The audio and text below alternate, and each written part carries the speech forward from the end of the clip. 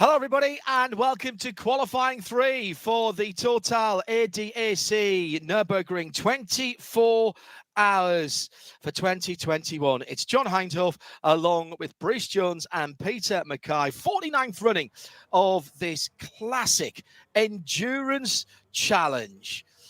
Good to have your company from wherever you are. It's been a funny old day as far as the weather's concerned. Started out beautiful this morning, and we were absolutely treated to the glorious sight of well over 100 of the young timers, the wonderfully named young timers going around there.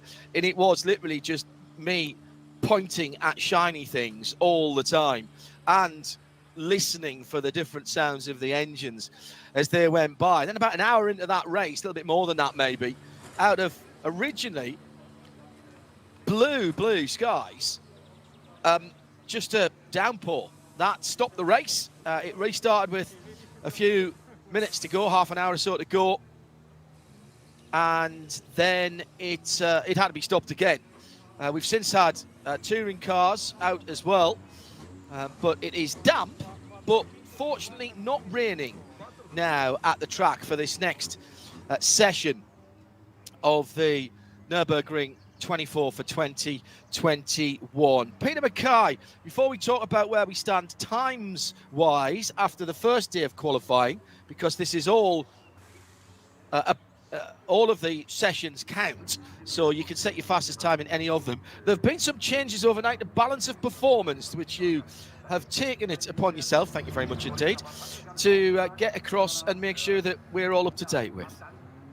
Yeah, it's quite a curious one. There's been some overnight BOP changes.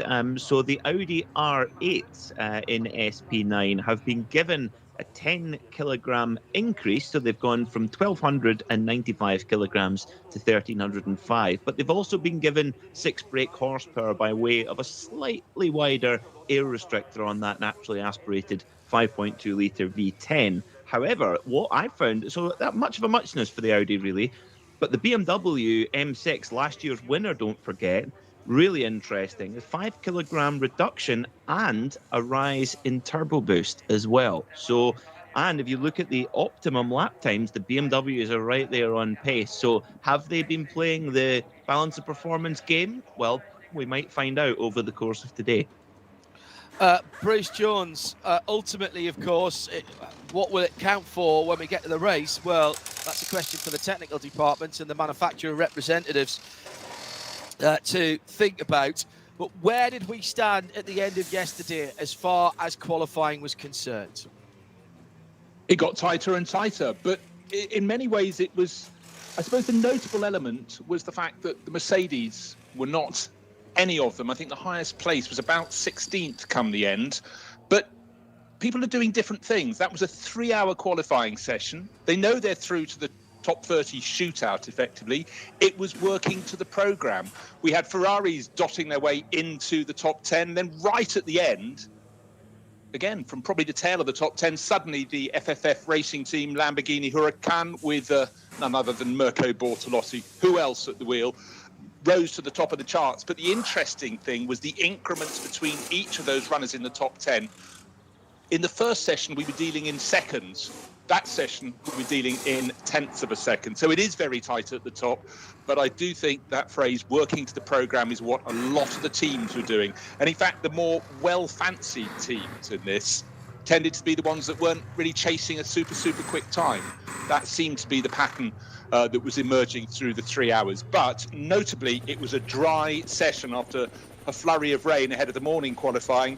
And just ahead of this one, we have drops of rain, only very light rain, on the lens of the Helicam as it flies out over the circuit. So those 3 hours last night of full dry running were super useful. But then again, John, it's the Nurburgring. Maybe being good in mixed circumstances, mixed conditions is actually the most accurate thing you can do. But a lot of track time and very few incidents was the story of last night. Yeah, can't say the same for the young timer race, I'm afraid. We are off and running for this 1 hour session with top qualifying still to come tonight. The teams potentially then, if they get a clean track and a dry track, the teams in that top 30 shootout with potentially the best conditions to set a lap time, everybody being reasonably sensible trying to get out of the pit lane. It's the usual sort of almost chaos in the pit lane. Bruce, what do you reckon we're going to see then? Because there were a few teams who were rather recalcitrant in the early running on Thursday in terms of coming out. I think we will see those that are confident that they've had a really good run. It's only a 1 hour session, so you know they can't really afford to hang back too much. But I think they're just going to wait and see, and they'll be checking their sort of weather forecast. But the car that was fastest last night, the FFF Racing Lamborghini, out it goes onto the circuit. That's car number 63. I don't know, with just an hour, and they'll have a look at what weather's coming up ahead of top 30 shootout tonight. I think they're all going to go out. Some might hold back just to get track space. Track space on the Nordschleife with 122 cars, but you know what I mean. And I think it's just going to get very, very busy out there because a little bit of blue sky, but large cloud overhead. So they know things are going to change. And if they want a bit more dry running, they've got to get it now, I think, because rain could fall in this session. Peter Mackay, thoroughly excited by what we saw yesterday. Toyota Altis did have a problem and stopped out on the circuit. The other Toyota Gazoo racing car continued. The 119 is out now. As ever, manufacturers putting out all kinds of cars to give them an airing and maybe test out some new technology.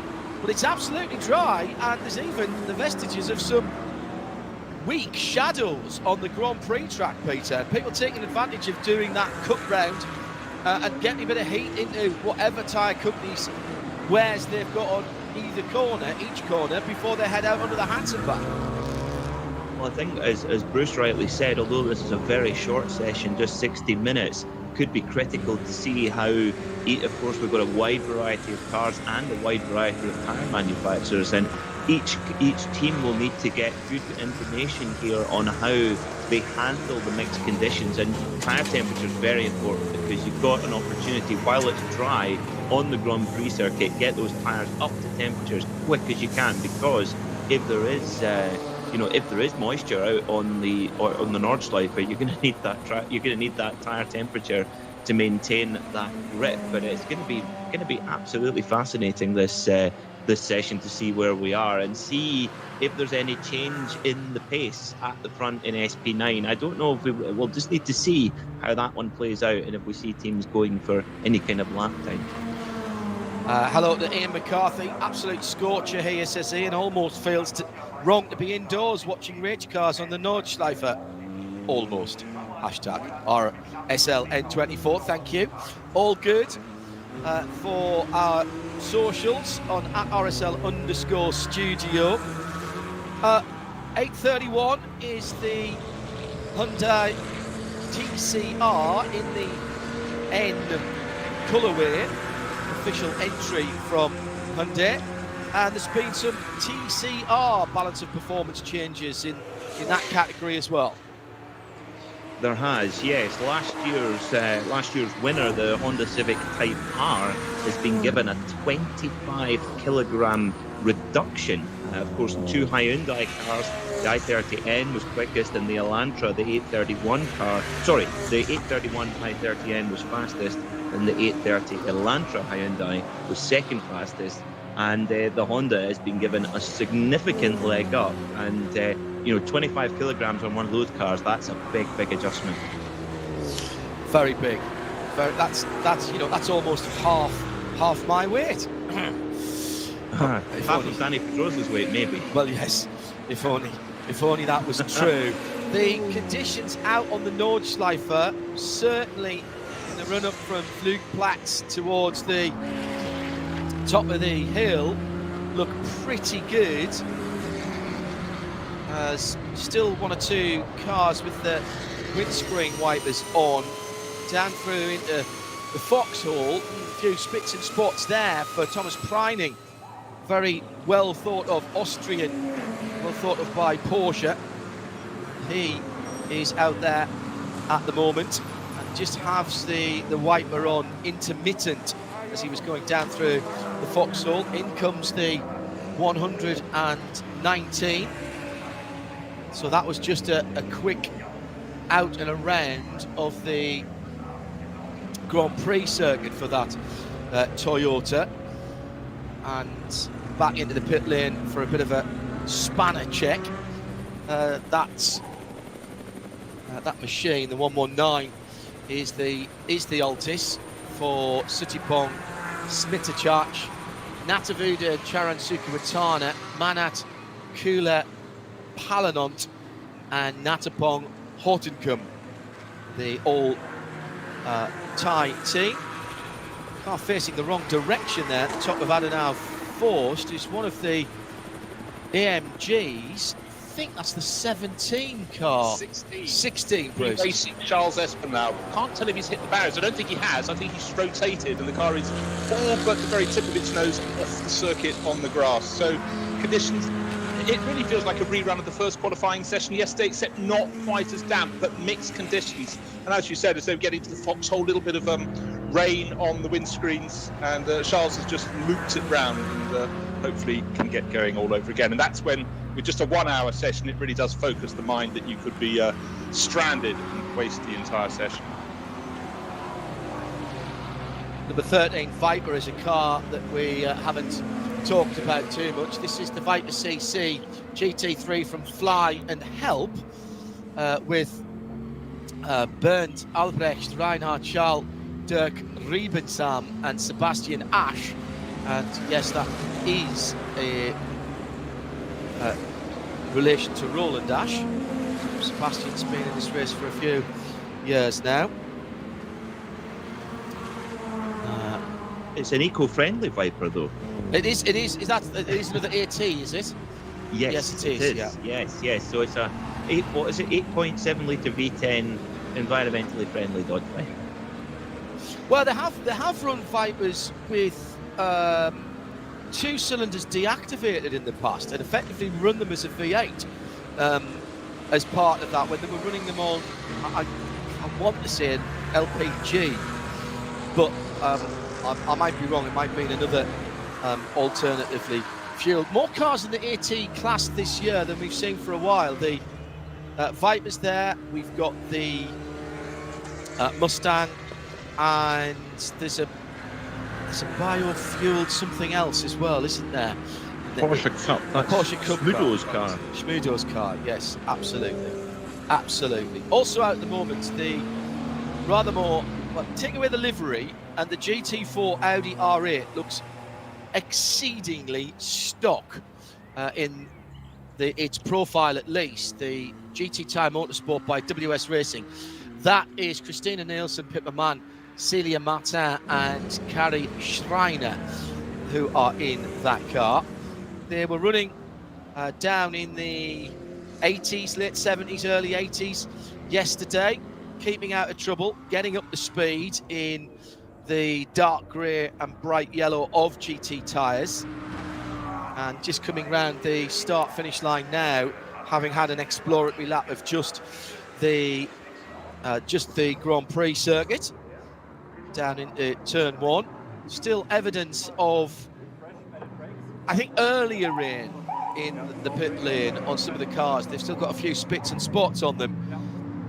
And certainly the Rutronic car with Julian Andlau ready to get into that car, still with a few bits and pieces of raindrops on it. And there's been, if not a coming together, something very close to it out on the Nordschleife for the number 2 Audi R8.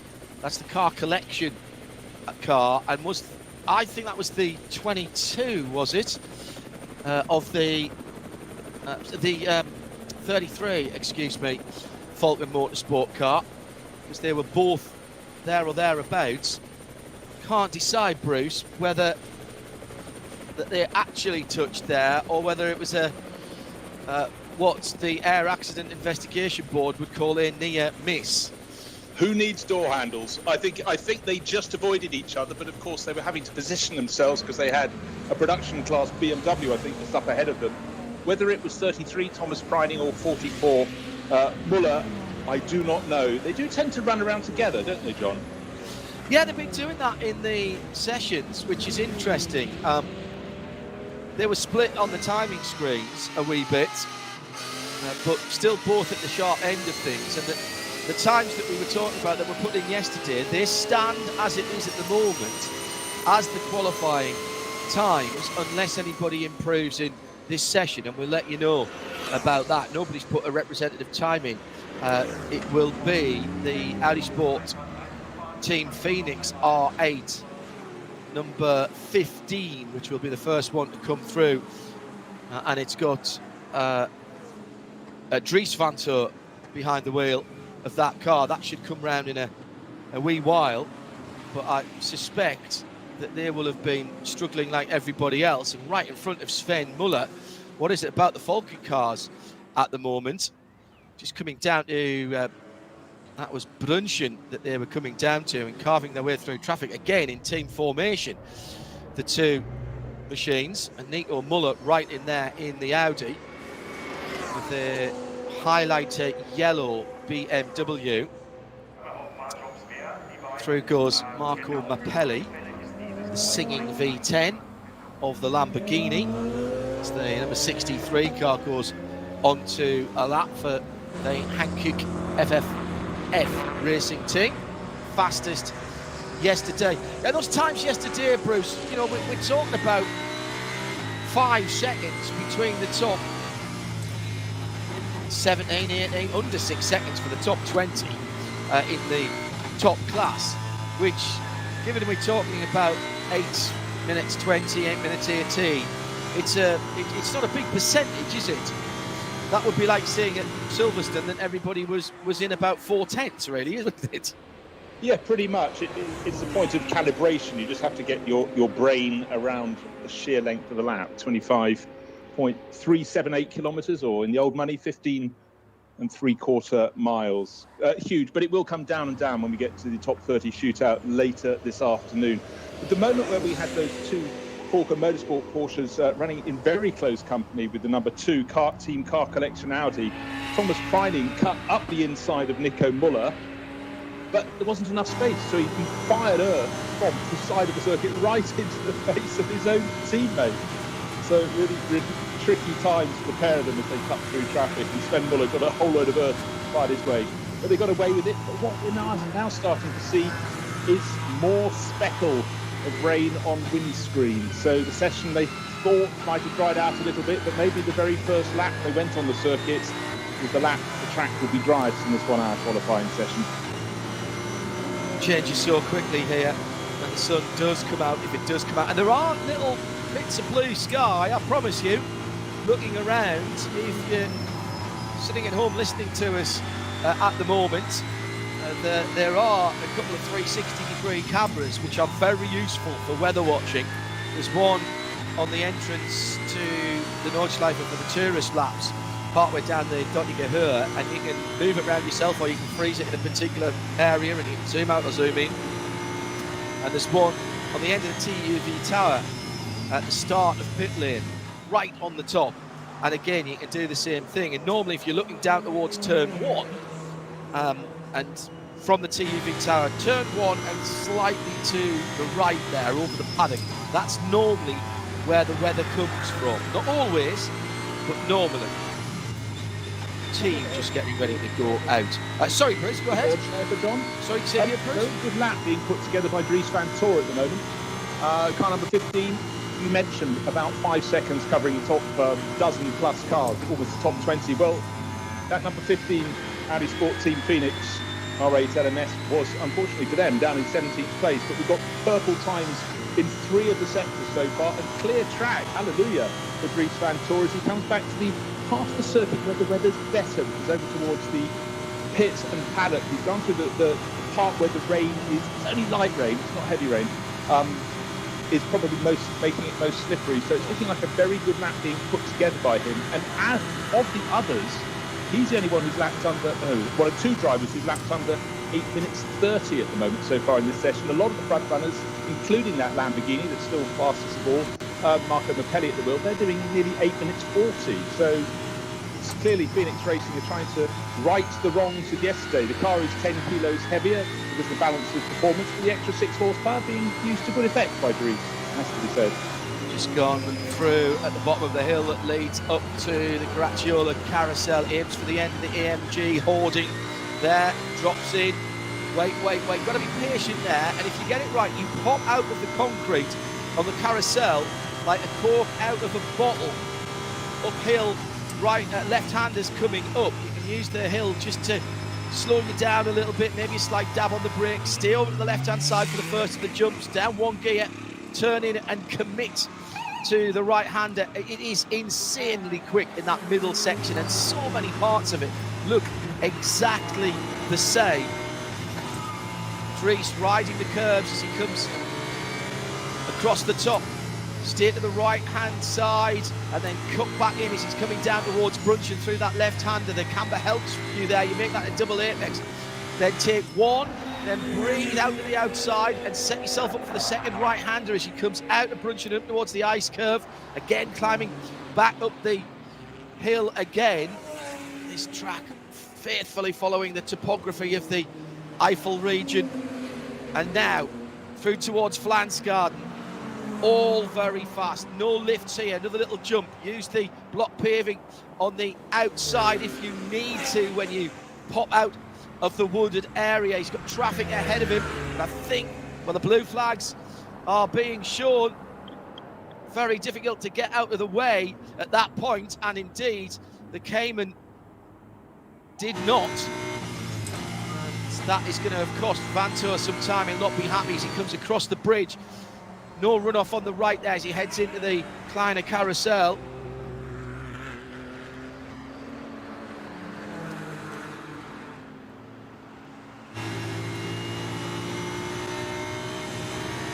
Now through Galenkov towards the end of the lap, and the Gallows Hill onto the main straight, the Dottinger. Nothing. I mean, that's unusual in itself, Peter. Running down now, he's got absolutely nothing for 2 and a bit kilometres to the start-finish line. Yeah, you very rarely see that, the Dottinger Hole being completely clear. He would have been quite likely, I think Dries Vantour would have really liked to have come across that Cayman on the Dottinger Hole, not at the Stefan Beloff S when he's absolutely flat out in 6th gear. And wow, he actually had to really get on the brakes to not run into the back of the Cayman there. There's been a few of those already, but it wouldn't be the Nurburgring without it. And Dries Vantour coming through the Tiergarten now, I think it still will be a very quick lap for the young Audi superstar, the 2019 winner here at the Nurburgring 24-hour. And for his age in the GT world, he's got to be one of the hottest young talents for sure. Goes across the line, 9th position, which is... Is that an improvement there? Yes, he's gained about 2.5 seconds, yes. And without the interruption, the blocking. But he is really, really confident to be able to run with that car so loose around the tighter corners. You can see him running to the edge of the circuit slightly beyond, as all the pro drivers do, but really skitterish. Perhaps he just committed and found the track wetter than he'd expected, but, you know, he's nothing if not bold behind the car. And I think he will actually quite enjoy looking at the replay of that lap, because he was milking everything he could get from his Audi. And yes, as John said, up into 9th place overall. Found 2.5 seconds and probably lost 2.5 seconds as well. Yeah, easily.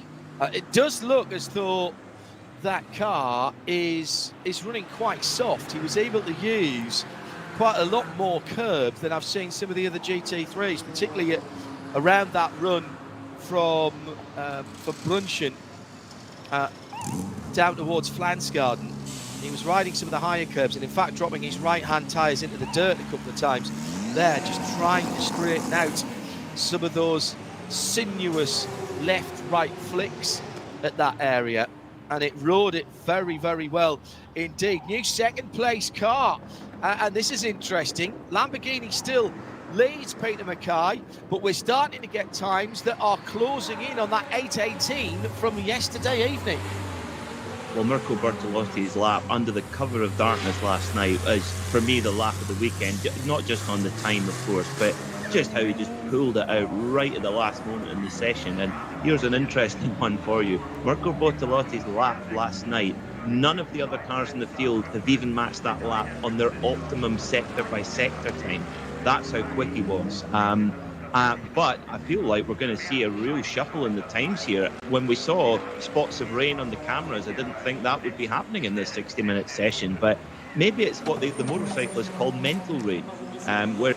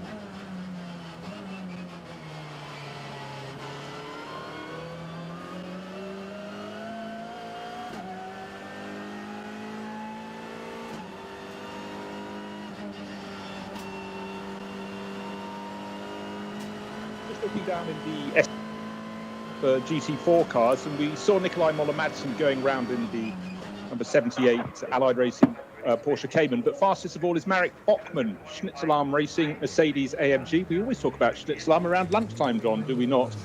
Of course, the famous restaurants in and around the, not too far from the circuit, but going very well. Marek Bachmann sharing with Tim Neuser, Marcel Marcevic and Reinhold Renger, who also races under the name of Randy Walls.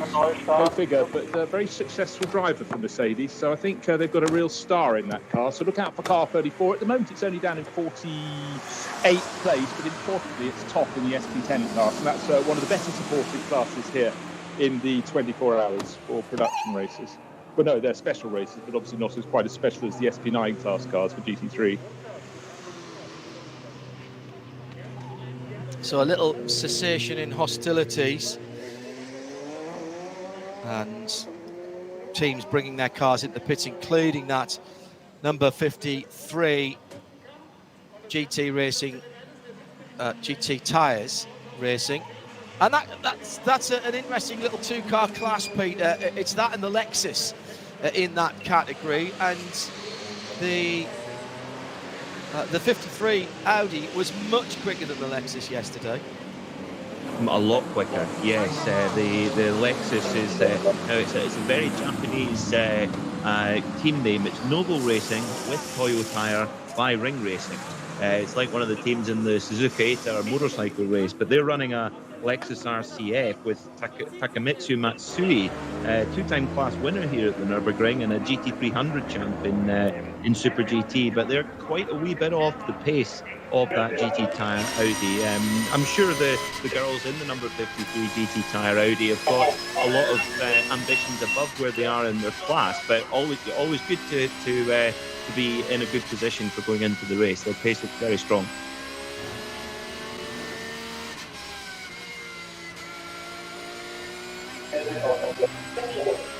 So as we say, halfway through, Kevin Estre on a quick lap at the moment in the 911 Manthey Racing Porsche.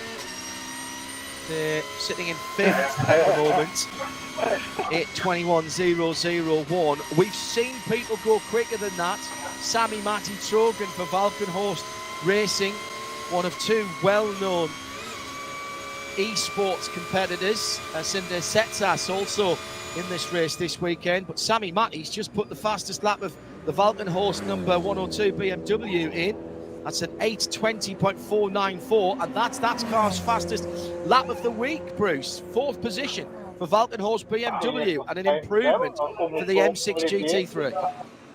Super impressed by that. We know him from the iSport e-sport world, but Sami Matti, he certainly wasn't in the fastest of the BMW M6s yesterday. That was alternately one of the Rover Racing cars, or the BMW Junior team came up and was sitting pretty last night. But for Valkenhorst Motorsport, 2 M6s in the Pro class and 1 in the Pro-Am, and they'll be delighted. You know, Henry Walkenhorst, such a massive fan of racing, and he's just got a brilliant team that's going from strength to strength. But Sami Matti Trogan will be making the regular drivers in that team sit up and pay attention. That was a really, really impressive 8 minutes 20.5 seconds. So he's getting within 2 seconds of the ultimate pace. So really closing in. That's great news for him. Plenty of tyre talk yesterday, Peter. Probably a good idea to remind viewers and listeners, wherever they are in the world, that there is tyre competition here.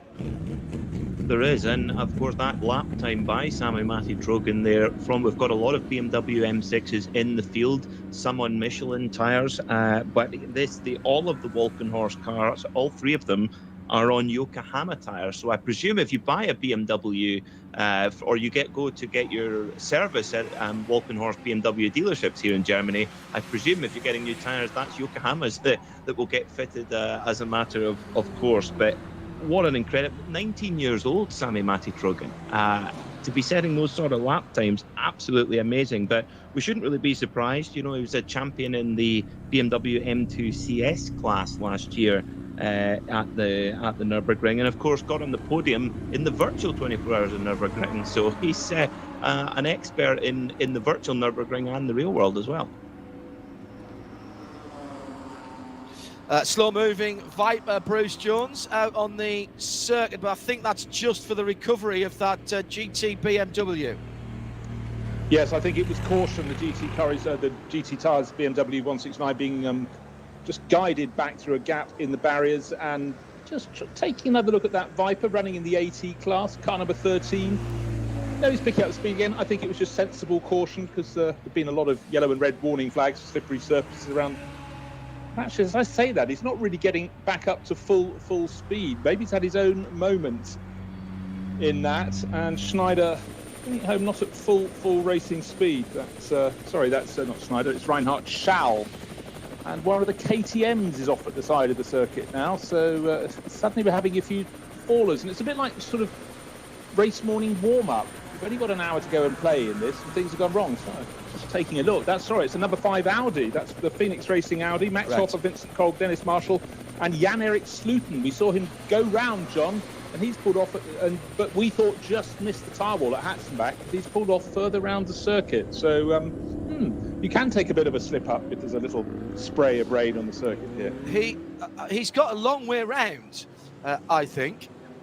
That is at, I think that's at Kiddebacher Hall, and so he's got a decent way around the circuit. I think he's gone far. I think he's only at the Hatzenbach he came off. Oh, that's a good point. Yes, maybe I don't know, 400 or 500 meters, something like that. Yeah, the funny thing is, well, not funny, it's interesting, is the fact that that's Marshall Post 79. You think of those regular sized circuits. He went off at 68. Marshall Post. Yes. He went off at 68 and he stopped at 79. So you're quite right. He hasn't got that far round. But there are 100, 200, I think 207 is the highest number of Marshall's Post, of the Marshall's Post. As in, I think it's more than that, John. I'll have to wait until someone goes off, let's say, for sake of argument, Galgenkopf, and then we can see from there on there aren't too many on the run back. But again, it just emphasises the sheer length of the Nurburgring Nordschleife. Galgenkopf is 186 and 187. Oh, okay, so probably right. However, Tiergarten has got 200 and 200A. So let me see. He's got 207 at Hohenlein. The end of the lap, that little chicane at the end of the lap, just after Tiergarten, 207.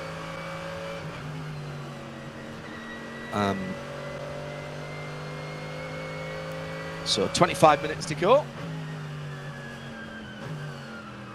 I was about to say no changes for a while, and of course Martin Ragginger, the Rainmeister, pops up in second position for Falcon. So that's another improvement for Falcon, number 44, Peter. Yeah, it is indeed. Yeah, 819.2 for Falcon Motorsports. So they're actually although they're the quickest on outright speed of all the Porsche runners, but actually their optimum sector by sectors are very, very strong indeed. In fact, slightly quicker than the Fricadelli and the Manthey car. So Falcon will be very, very happy indeed, of course, running the Falcon tyre and showing that their tyres are working in these sort of unpredictable conditions. And yeah, you've got to think that they'll be up for having a go at the pole position run later on.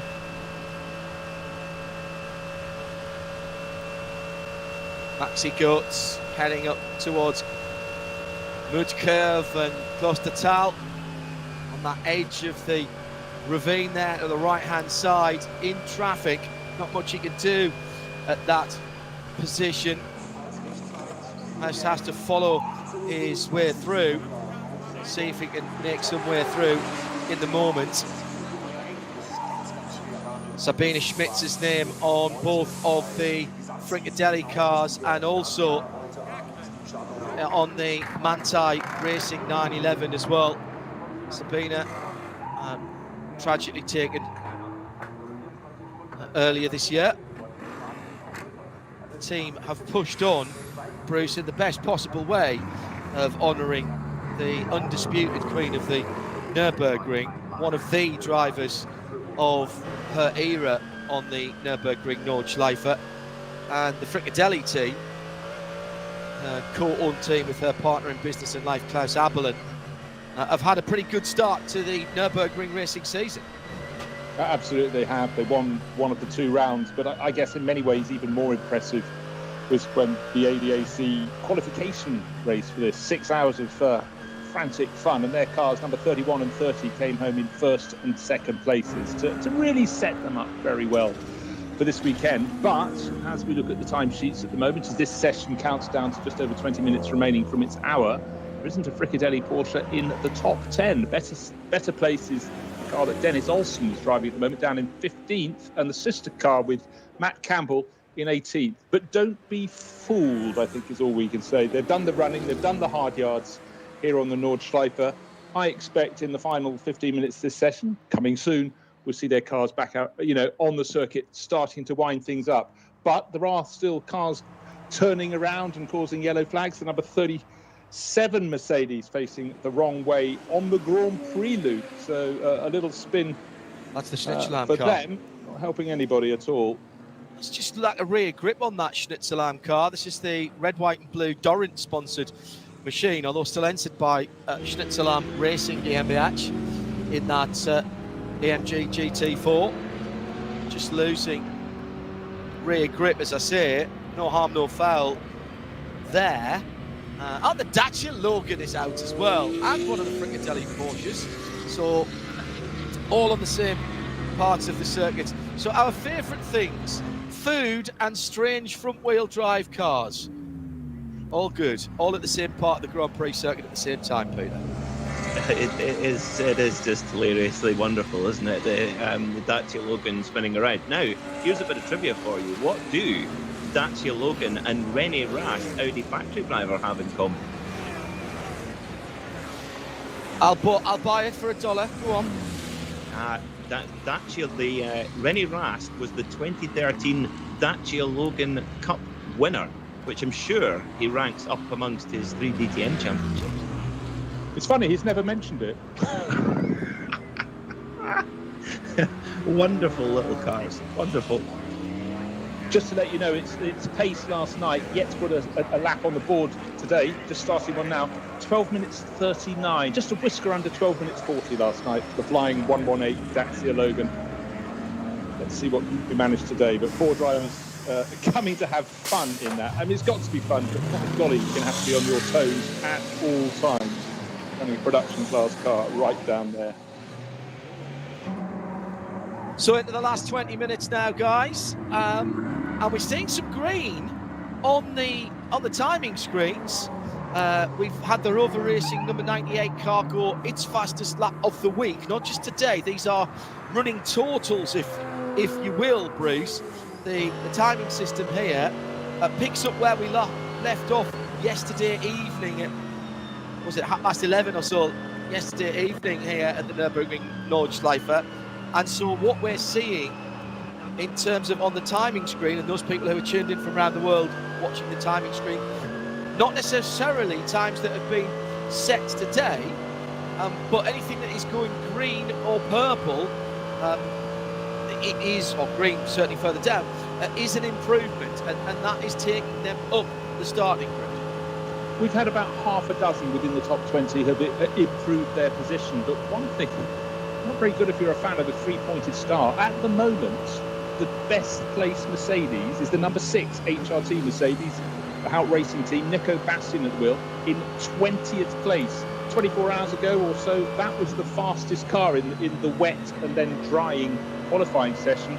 We didn't see any real pace from Mercedes last night, and the AMGs are not in the mix. 20th in the hands of Nico Bastian. Raffaele Marcello, car number 7 of Team Get Speed, is 22nd. There's another in 24th, Manuel Metzger, the other car from Team HRT, but it's not looking pretty at the moment. But then again, the qualifying session has still got 17 and a half minutes remaining. They could be winding it up, but overall, looking at the sector times across our timing screens, and there are 9 sectors of this enormously long lap, can't see anybody making any improvement at all at the moment. Maybe in the next 5 minutes or so they'll start to go for it, but right now maybe it is just that little bit more greasy. But also, how many laps in the last 10 minutes, John, have not been interrupted by a car that's had a spin, or cars that are being recovered? Almost every lap for every driver is being interrupted at the moment. It's Bruce Jones. He is with Peter Mackay. I'm John Heindorf. This is Radio Show Limited across our sound and vision channels this weekend. Plenty of endurance racing for you. RS1 for the audio if you're travelling around or you're maybe sitting in the car. Best not to have the video running, I would think. Get 3 Bluetooth speakers for the wonderful sounds, at least, of the Nurburgring Nordschleife. Nico Bastian working his way on the, about to turn on the run for home and head down the Flansgarden now. And if you are travelling about, as I say, you can get all of the audio from our broadcast this weekend on RS1. Over on RS3, as well as a separate video channel from tomorrow, it'll be Ricard ELMS with JP, Johnny Palmer, the voice of WEC and ELMS for us, and he'll have Graham Goodwin with him as well. A choice of viewing and listening, I think they call that. Basically, you can drop in between them, or you can multi-screen, can't you? That's the idea. There's never enough motor racing going on. I think Haley Edmonds in pit lane as well at Ricard, I believe. If you say so. yes. My co-host on the Core Sport podcast. Right. She's in pit lane for ELMS. She lives in France, though, doesn't she? She does indeed. Yeah, well, that'll be the answer to that question then, because obviously travel restrictions from the UK have prevented a few people going over, or have had to make them go over a wee bit earlier. There's a mandatory 7-day quarantine for anybody going into France at the moment from the UK. 14 days. That's 10 days maybe actually for Germany, which has affected a few people's plans. Klaus Bachler has brought the 33 Porsche 911 from Team Falcon Motorsports into the pits. It's put on its dolly jacks. That doesn't necessarily mean there's anything wrong with the car, because the cars are spun round around about 45-degree angle because of the restrictions on space in the pit lane, with 123 cars I think we saw yesterday. Bruce, correct me if I'm afraid I'm going to have to correct you. It was 122. You're exaggerating again, John. I'm sorry. We did lose 3. We hoped they'd come out, but bearing in mind, in a regular year, and we know we're not in a regular year, we'd hope to be having about 160, on a fantastic year 180. But I think I can easily imagine those numbers coming back next year, as long as everybody keeps getting their jabs. But again, the model we've seen in racing, and particularly with the Nürburgring Langstrecken series, because we raced through last year, they had very, very effective social distancing model. They had refueling for some of the teams in the paddock. The cars would drive into the pit lane, turn hard right under the pit building, and it was a really clever way of spacing people out through the paddock so that we could go racing. And racing we did do. And it really was a massive accolade, and very much a model for, I think, a lot of other championships that would have smaller fields. They could see they could do it here, do it with ours.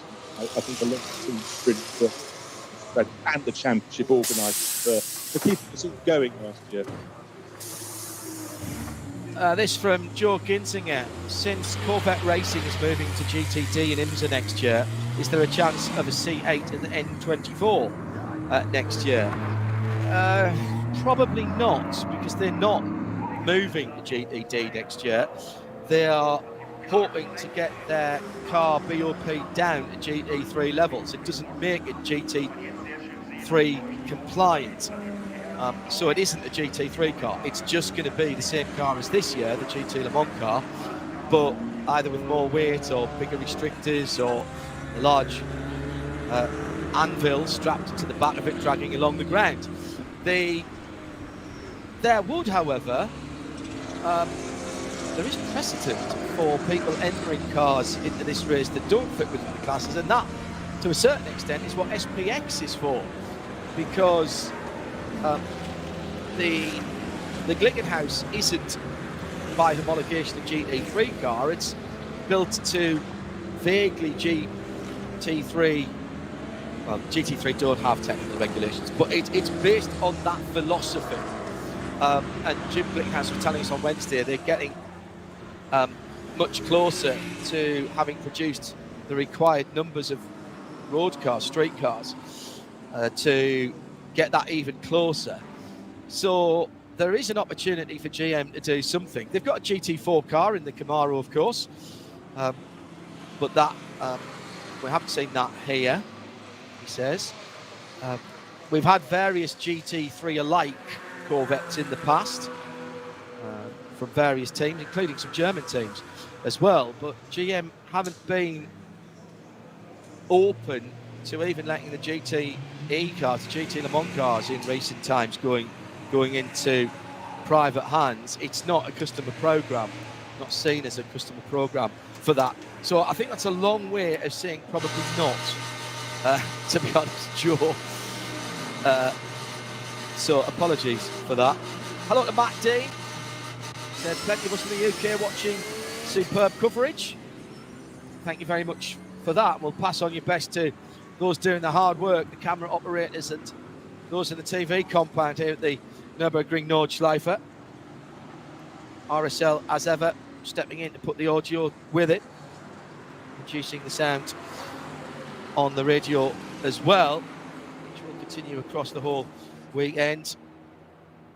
Good to know you're tuned in, Matt. And Ale Filipponi says, on the subject of that, is there anything stopping a team entering a GTE car at the N24? Only what I just said. It would have to enter in, I think, SPX probably, and I don't know what they would do to get the car back to a GT3 sort of spec. I seem to remember when the last time that happened, when GTE cars were far less sophisticated from now. There was a Ferrari that came from the Spa 6 hours, and with a few changes in the bodywork, and I think a brake material change as well on that car. It wasn't as easy as I'm making it sound. That car was entered what is now SP9. Ferrari GTEs 488s are backwards compatible with GT3 car, but it's not inexpensive and it's not the work of a moment. It's not something that you can do overnight.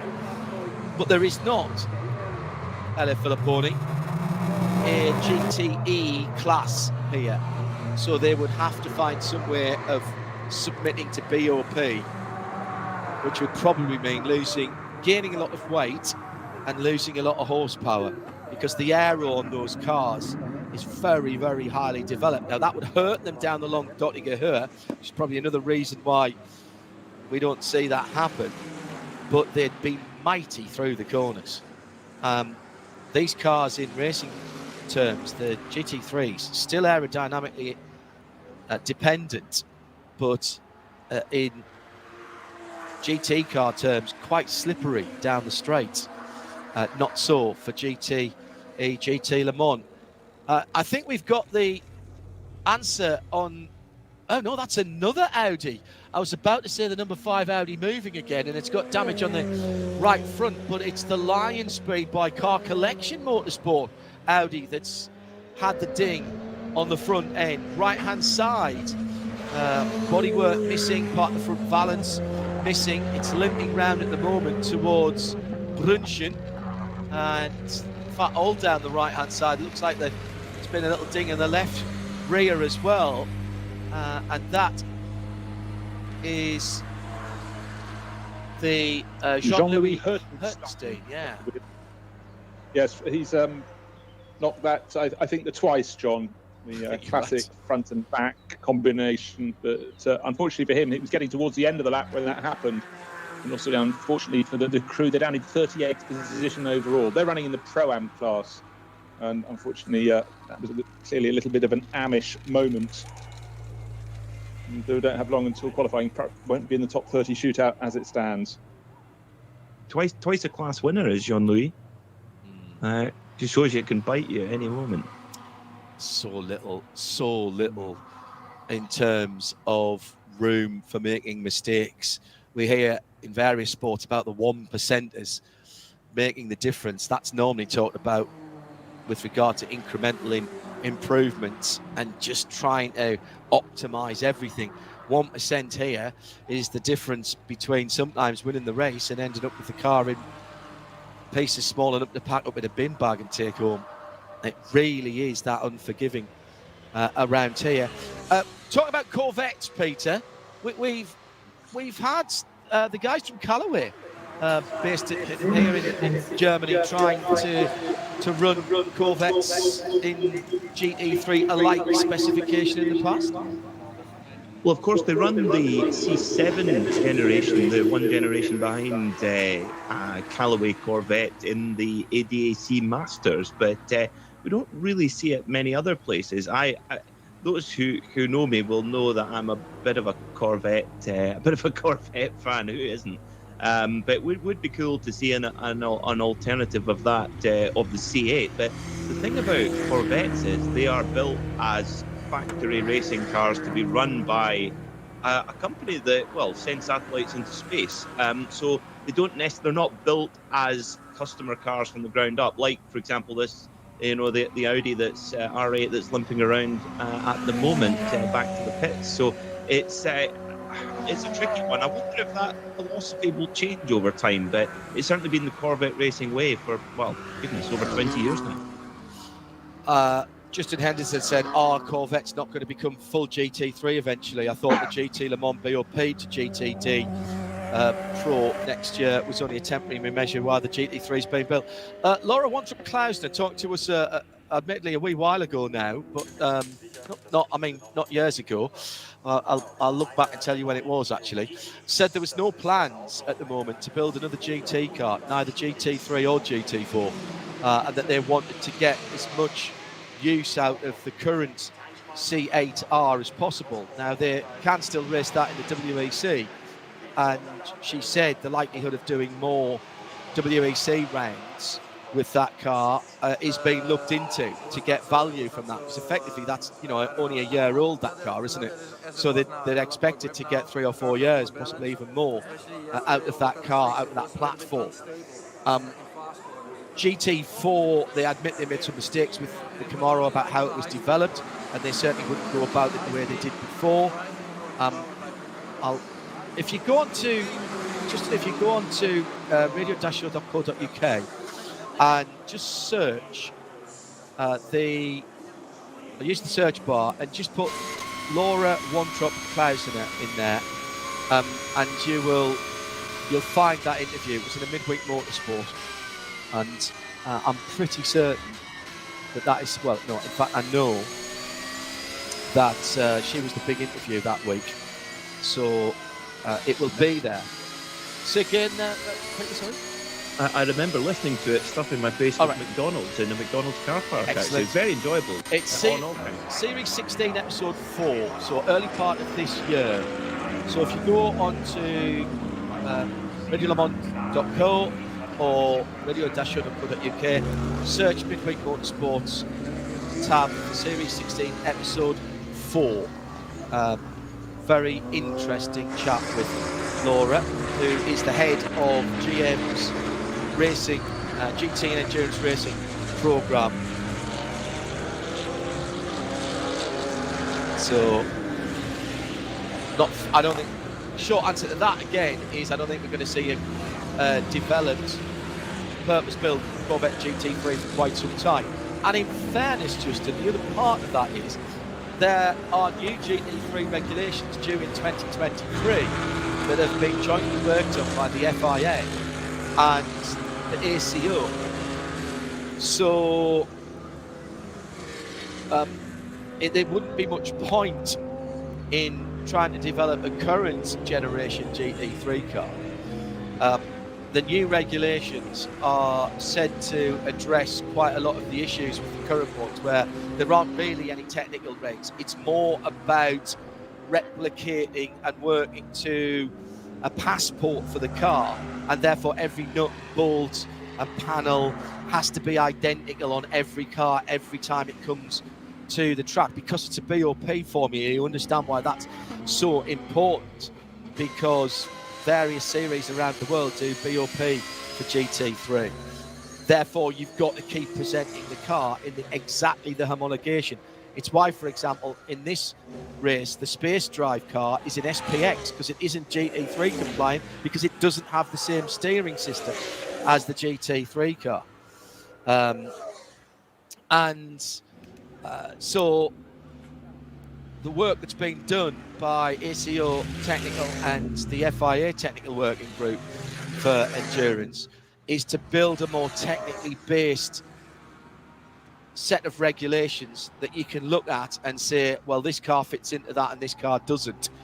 Rather than at the moment, a GT3 is pretty much, you can bring whatever you want, and so long as it fits in the performance box and it fits and it comes back every time looking the same. I was talking to somebody who, the guys at Bentley were saying they took over 4,500 pictures when they did their homologation forms for GT3, because that becomes then the reference for every GT3 Continental that races in GT3 around the world, and that becomes, if you like, the technical passport. It's an extraordinarily large amount of work, but what it has done is allowed a hugely different amount of cars from different philosophies and different car manufacturers to compete on a relatively even playing field. Nick Yaloli in the defending champion BMW M6 GT3 from Rover Racing, the Rover Oils car, struggling to get past one of the Caymans, just heading out of Adenauer Forst and about as far away as you could get from the pit lane. So he heads down towards Callanhart. There's an SP9 911. Oh, was it? Yes, either the KCMG car or the Huber car. I think it's more likely to be the Huber car. There was some contact there, for sure. I think quite some frustration from both drivers there. Interesting.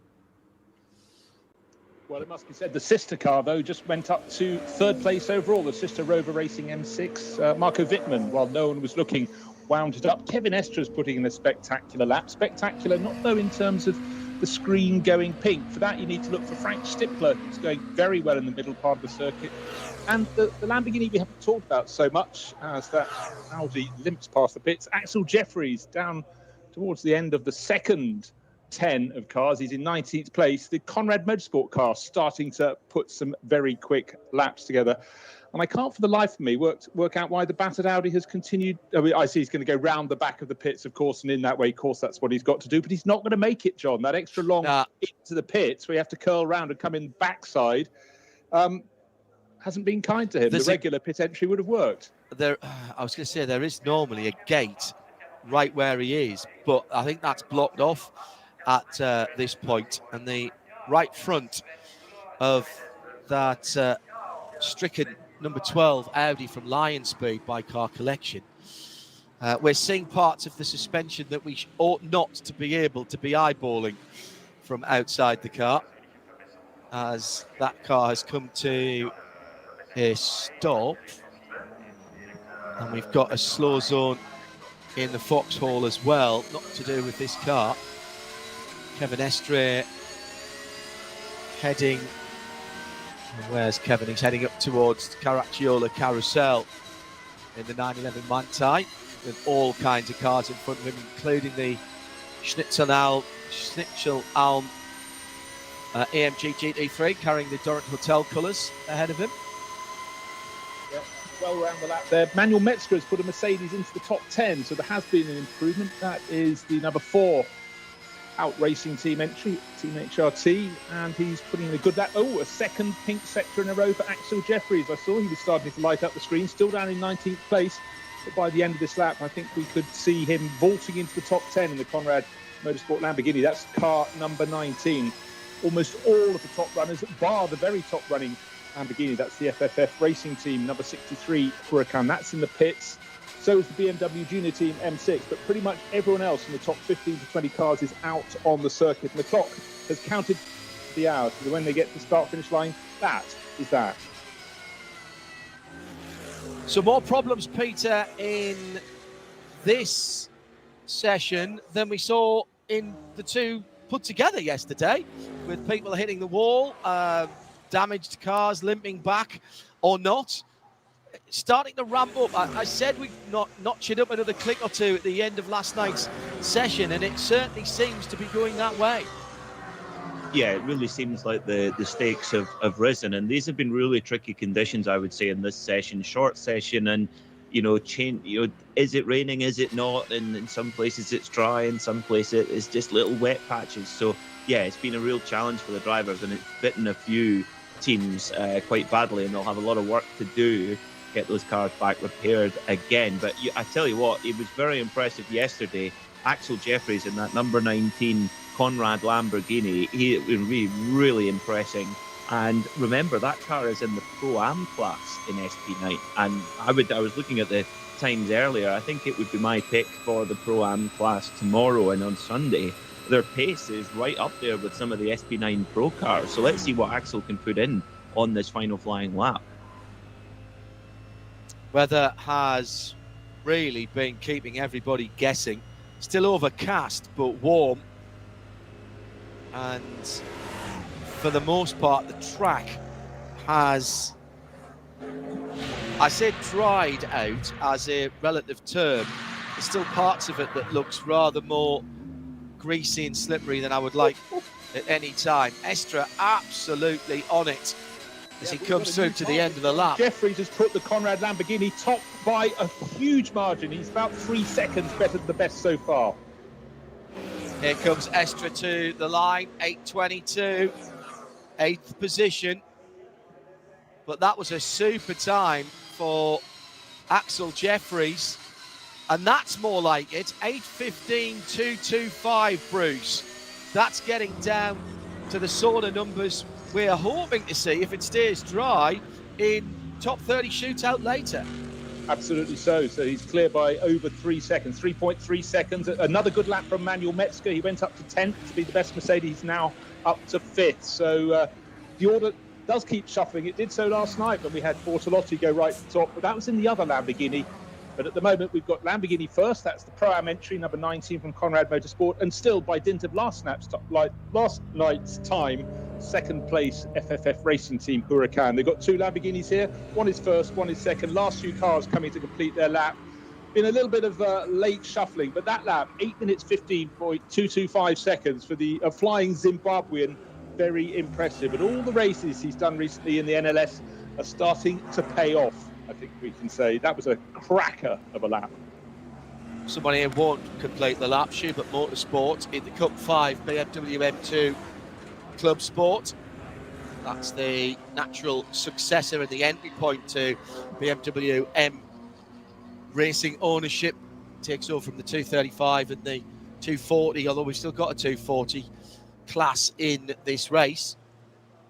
But that Schubert car 890 stuck at the end of the foxhole, right in the run to Adana. 69 Porsche, I'm told by Matt, who was in the future on the other side of the world, that was involved with the BMW at that same point of the track. Adana forced earlier on when we saw Nick Yellerly, wasn't it, getting held up on what looked to have been a decent lap to that point. That's the team Klickensteigering at day 8. Only 2 drivers on my list there against that. I suspect that is not the case. In fact, I suppose if they just kept doing 3 hours on, 2 hours off, yeah, you could do that. But that's no way to do a 24-hour race. It's Ironman stuff.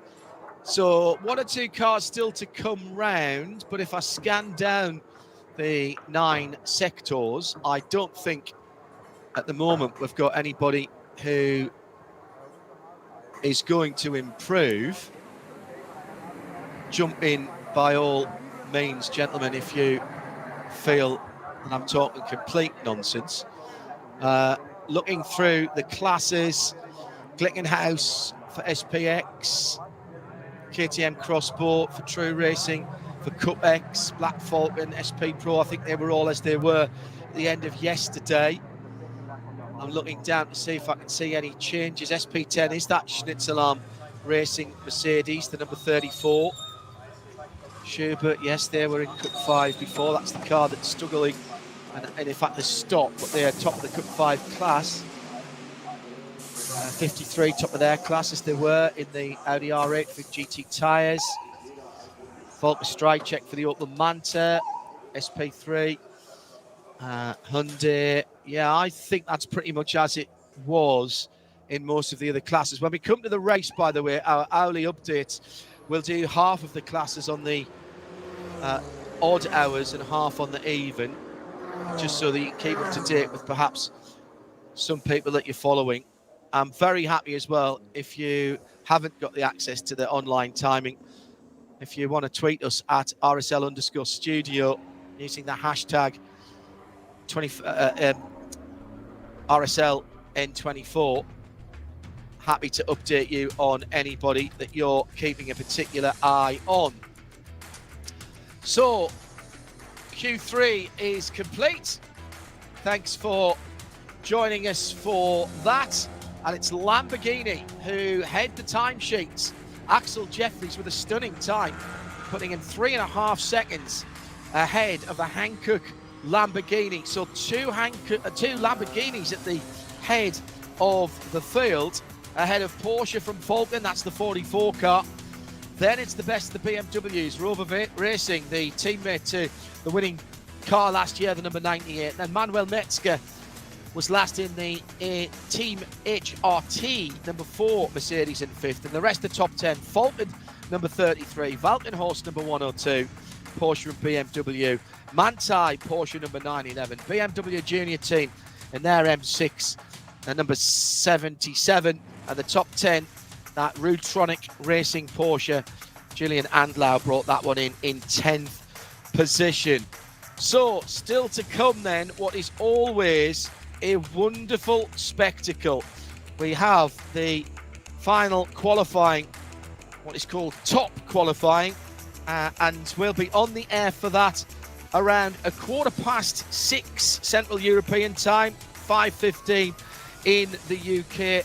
Sound and vision together. Even if you have, it's a visual and audio delight. Really, really impressive. And fingers crossed that the weather stays much as it is now. They'll take a little bit of overcast. They'll absolutely take that. They don't want it too hot for the engines, but let's hope it stays dry. If that's the case, it will be the quickest that we see the cars run the whole weekend. Effectively a single car qualifying. They're set off at intervals from the start-finish line. We've still only seen 122 of the 125. There's a handful of cars that didn't come out in this afternoon session that came out yesterday. So we'll keep an eye on those to see if they've had more serious problems. But for the moment, and on behalf of all of our camera operators around the Nurburgring and the Nordschleife, our technical team here trackside and over in London, thanks very much to Hugh for getting us and keeping us on the air, and all of our colleagues with the pictures. Thank you, Michael and Renee at Nurburgring TV. It was Bruce Jones, Peter Mackay. I'm John Hindhaugh. Join us again at 6:15, 6:15 Central European time, 5:15 if you're in the UK. Top qualifying is the final bit of action on this Fast Friday for the Total ADAC 24 Hours of the Nurburgring 2021. Bye-bye.